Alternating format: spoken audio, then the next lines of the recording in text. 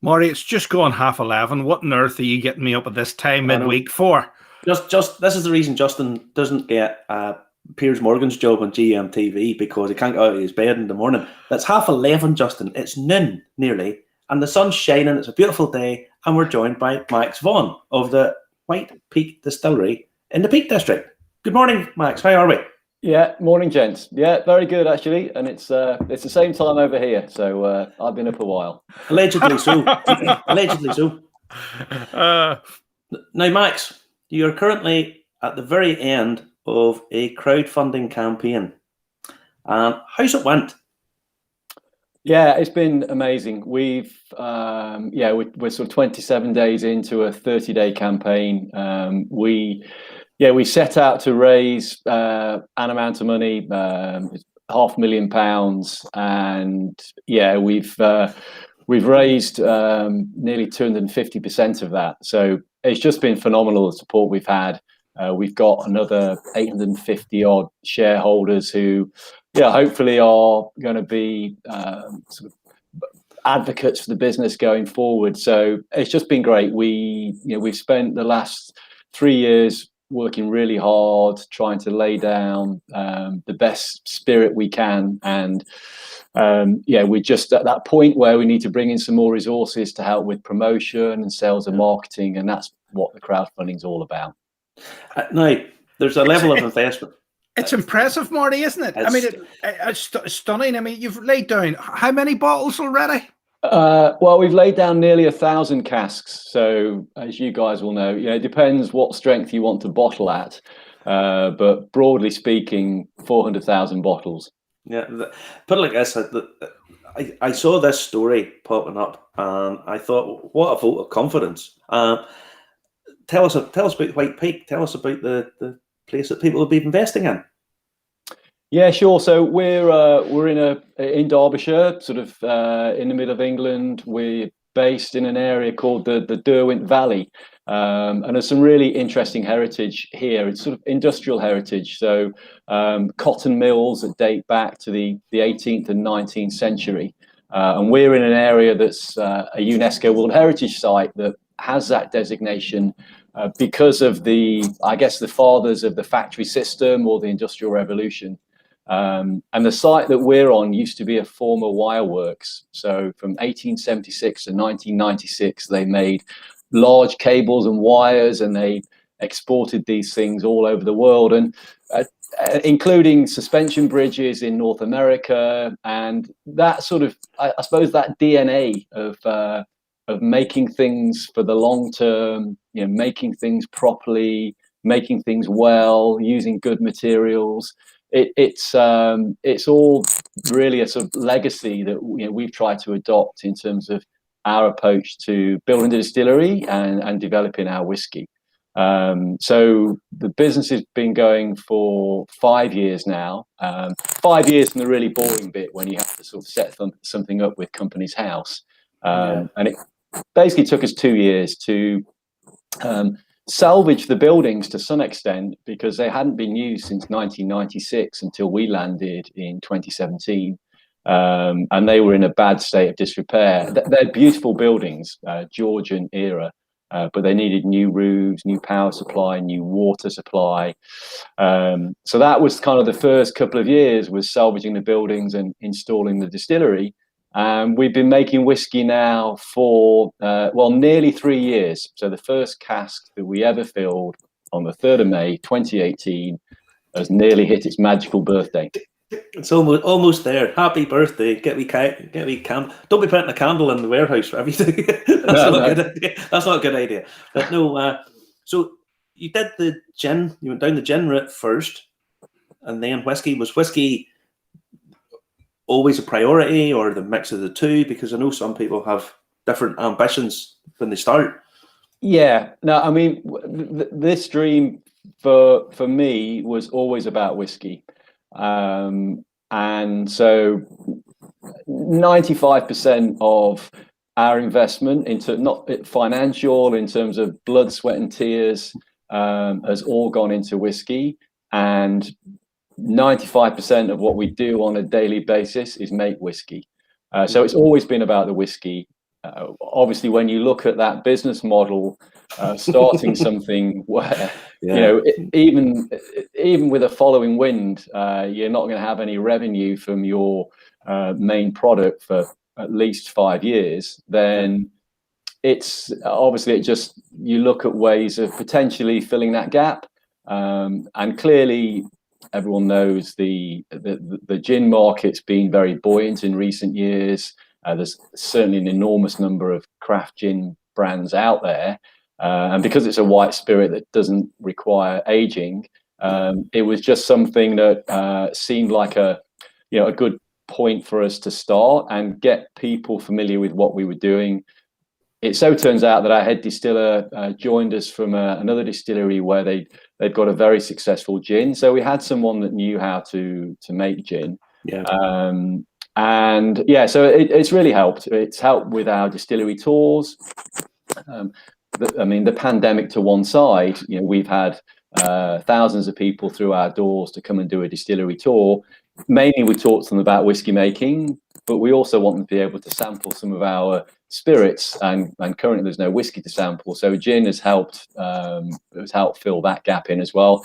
And on top of that, we've now got some relationships with stockists and distributors that are going to be important long term. Did you have to go down the hand gel route during the middle of the pandemic, Max? Well, we didn't have to. There was no one sort of twisting our arm. But we did. We made some hand sanitizer, and like a number of other distilleries, and we use the World Health Organization formulation that requires access to ethanol, essentially, as the main ingredient. So we made a few 100 liters, and we gave, with a few exceptions, we gave it all away. So we gave it away to frontline workers, local NHS hospitals, doctors, community nurses, schools, the emergency services, care homes, and we also used it to try and support our own business. So for a while, we were entirely reliant on our website for selling gin. So we were giving away sort of bottles of hand sanitizer just to try and encourage people to carry on buying from us. So and it's been great. It gave us a bit of a boost, in all honesty, at a time when last April, May, the world wasn't looking so great from a business point of view, but it just made us feel good that we were able to help other people in some ways. Yeah, that's congratulations, because there's a lot of people stepped up to the mark, and in some ways there's lots of people have done lots of good things during lockdown, and the distillers have certainly been part of that. Now, you mentioned tours. You're opening again for tours. Is it next month you're opening again? Yeah, back end of May, essentially. If we're going with the government timetable for as long as we don't hit reverse gear. So we're currently planning to restart our distillery tours, and look, that's been a huge gap in our lives for the last 12 months, because we always envisaged the distillery to be a destination for visitors and to showcase what we're doing. But back when the world was normal, Justin and I are tour guides for Northern Ireland, so you can imagine, or just disappeared. Now, there's no heritage of whiskey distilling in your area. So why did you pick the Peak District? Why did you pick where you did? Yeah, I mean, that's very true. It was a sort of dream of mine that I carried for 4 or 5 years of setting up my own distillery. And I'm a whiskey enthusiast at the end of the day. I don't come from a drinks or spirits background. I've visited lots of distilleries over the years, and Derbyshire is where I'm from. It's my home. And I just looked at Derbyshire and the Peak District and thought, this would be a great place to establish a distillery. It's got a certain ruggedness that for me, just feels like the kind of place that should have its own distillery. And years ago, I Googled, and there'd never been any whiskey made here in Derbyshire. Well, not legally. Not legally. So that was interesting. And then finally, I think if you look at a number of the new craft distilleries, often you'll find them setting up in places where there's already a decent tourism footfall. Yeah. And there's 13 million people a year come to the Peak District. So Heights of Abraham is the big thing near you, yeah, isn't it? that's just up the road from us. So, Chatsworth House, they get 600,000 visitors a year alone. So we just thought, well, look, this is really interesting. It's kind of fertile territory. Whiskey's never been made here before, but we've already got lots of people visiting the area. So, and it's also where we're from, an area we love. Good. The English whiskey scene is growing apace. I don't think a lot of people have maybe caught on that there's lots and lots of whiskey now being made in England, and it's because it doesn't have the, if you like, the constraints of Scottish whiskey or even Irish whiskey for that matter. In some ways, you have a bit of a free run to do new things, if you like. What are you focusing on? What's your whiskey going to be about? Yeah, look, I mean, that's really true, Marty. I think at last count, there's something like 30 licenses have been issued by HMRC to make whiskey in England, and there's certainly 20 odd distilleries that are already making it. And probably, I think if people are honest, probably half of that number would characterize themselves as being whiskey distilleries, and then the other half, they make a number of spirits, of which whiskey might be one. But we're certainly in that kind of former camp. We're a whiskey distillery, yeah. And generally speaking, they're all relatively modest in terms of scale, but in terms of number, there's a decent number of them. And yeah, there's some exciting spirit being made. And one of the things, as you say, is that there's less kind of stricture around rules and regulations. We're obviously all trying to make really good quality spirits, but there's certainly a sense in which there's a bit more scope for innovation. One of the things that we've really focused on is sort of backing up a bit, we didn't have the kind of financial luxury to retain a consultant to do everything for us and then hand us the keys to a nice shiny whiskey distillery. So we did a lot of it ourselves. We also had to work with good engineers and many of them local. But that must have been a very steep learning curve, Max, for you. Yeah, absolutely. And one of the things I did early on was I identified the fact that I didn't know how to make whiskey. So we hired our head distiller in November 2016, 18 months before we fired up our whiskey stills. But the great thing about that was I was sat around a table going through the design and engineering phase with some engineers. I had Sean sat alongside me, and he was able to sort of input his experience from having worked in a distillery. And we wind forward the clock today, and he's now running a distillery that he helped design with me. So there's no better way, in my view, to sort of produce whiskey than to be involved from that early stage, because the design and the layout of the distillery and the design of your equipment has a bearing on the type of spirit you make. So, we were making some of those decisions early on. Our stills, for example, were handmade to our design by Macmillan's up in Scotland, and they obviously contribute something to the style. But one of the things we've really focused on is fermentation, and within that, we're doing long fermentation, so 96 hours. But we also use live brewer's yeast that we go and collect every week from a brewery in the Peak District, and we get some really interesting flavors with that yeast, and it links Derbyshire's first ever whiskey to over 200 years of heritage of making beer.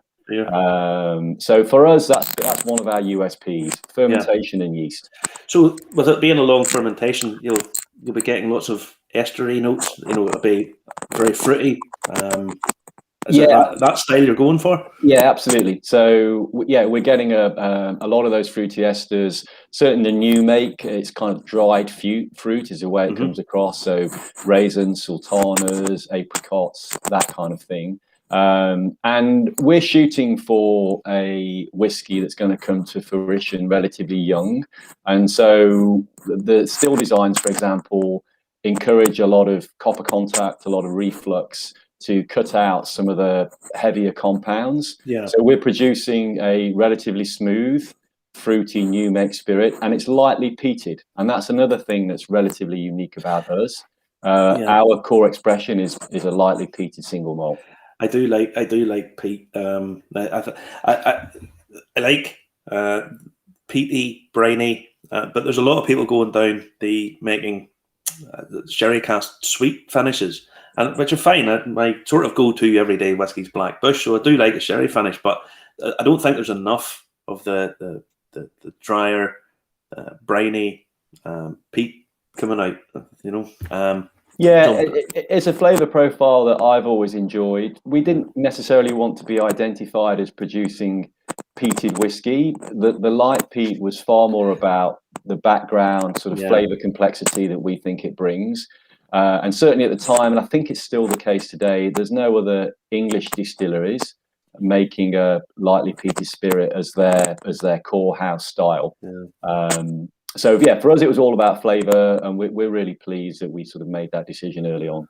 Now, are you cask finishing bourbon cask route?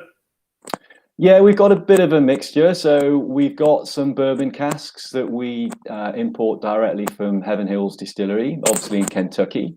And we've been working with them right from the beginning. So that's great. We've got this a great supply of fresh casks or barrels, and we ship them whole, so they've not been adulterated or taken apart, which I kind of like. We're shipping mainly air, but we get good casks. I'm going to say the cost of that's quite expensive. It is, but long term, I think there's no substitute for making those decisions around quality. We're also using the STR cask, the ex-wine casks, refurbished. That comes from a family-owned cooperage in Porto, in Portugal. And we've done some interesting things with those casks. We've had different char levels. We've used different types of oak within the same cask. And then we've got some virgin oak casks that we've recently started filling. Those, again, have come from Kentucky. And we filled some port casks as well. But probably the mainstay is bourbon and STR. One of the things that I'm personally really excited about is rum casks. So rum's a whole different topic, but we started making our own rum about 18 months ago, and we spent a good year researching how to make it. So we make it from scratch. We import a product from South America. It's basically desiccated sugarcane juice. And we've learned a lot about fermentation and yeast, and we've kind of extended our knowledge for whiskey making. And so we've laid down about 20 casks full of rum, which we're really excited about in terms of the product itself. But actually, what I'm really excited about beyond that is that we're going to be able to do some rum cask maturation for our whiskey. It's not novel in terms of it's out there already, but I can't name a single whiskey distillery that's aging in rum cask where the rum that was first in that cask was produced in-house. So that's something that we're really excited about for the future. It all sort of goes hand in hand. You've touched on getting from the beer to the gin, whiskey, rum. It's fabulous. It really is. We're getting some questions in here, Marty. Trevor Watson is saying, what's the price range for the sort of standard bottles, Max? Yeah, so our first release is due out in October. So we haven't actually sold any bottled whiskey yet.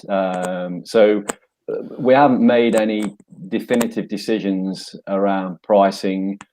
But what I would say is that we're obviously making what we believe is a premium spirit. We're a craft producer, so we're not a mass producer. So you're going to see a price point that reflects that. But I think equally, we want our spirit to be relatively accessible. So the first release is going to have perhaps a bit of a price point that reflects the nature of that being something that's a one-off for the distillery. But I think on a go-forward basis, I'd like to think that we're in somewhere of the kind of I suppose the mid to high 40s in terms of price point in the current market. Yeah. I don't see us being priced at over £50 in terms of a regular price point. The first release is probably going to be a shade over £50, but it won't be over 60. Right. Good. Because it makes it accessible for lots of people, Well, yeah, I mean, obviously there's a balancing act there when you're not a mass producer, but we want people to buy our whiskey to be able to enjoy it, and hopefully it's one of those bottles that people will have some pride in showing their friends and family when they get it out, but also one where it's not so expensive that people are afraid to open it. Yeah, exactly. Now today's National Tea Day. So I saw someone asking where my Guinness was. Well, it's National Tea Day, and every day should be a tea day, in my opinion. Actually, somebody else was commenting about the time difference. We're actually 2 minutes 46 seconds behind you officially, something like that. But Eric van de Eyn says, "Hi guys from Belgium, great to see a show on at noon. Although I'm a great fan and follower of Irish Whiskey Review, which usually airs Saturday night at 10 p.m. on YouTube and Facebook. It's sometimes too late for me. A Belgian that goes to bed before midnight. Therefore, I love your podcast, which you can get an Anchor and wherever you get your podcasts from. And I love the fact that you're giving an English distillery a chance to promote their product." Absolutely. Yes, we're pleased to have Max from White Peak on. Now, the crowdfunding, it finishes on Friday, so people have only 2 days left. Now, yeah, basically today, Thursday, and then midnight Friday it finishes. And yeah, we're not going to stop it early now. We've thought about doing it, but so 3 days left. I think as I said to begin with at the start, I think we've got about 850 new shareholders, which is just brilliant. And we're just a shade below 1.2 million, which is fabulous. Yeah, it's fabulous. It's going to give us a great platform, a great financial platform to basically realize our ambitions and put some shoulder behind promotion and sales and marketing and get some people in that can help us with all of that. It's fun. It's such a vote of confidence in what you're doing. It really is. Now, people can buy in for as little as £10. So the share price is £10. There's no obligation to buy more than one share. Obviously, you can, any multiple of £10 is entirely up to you. That's the Justin range. That's where Justin comes in. Multiples of 10. There are some rewards that we have offered, and those don't kick in until the £500 mark. And there's a few other tiers that go all the way up. So we've had quite a few people invest £10,000, £20,000, and at those levels, actually, the tickets are nearly full now. So yeah, as you say, it's been a really great show of support for the business, but also for the team that's here. It's I can tell you, there's only 6 of us, and we've all had big smiles on our faces the last 2 or 3 weeks because we now know we've got this financial platform to take the business to the next stage. It's great. It's great that just an ordinary punter can just have an investment in a company and very accessibly do that. So there's only 2 days left, folks. So if you want to get in on this and give Max and the team a show of support, why not?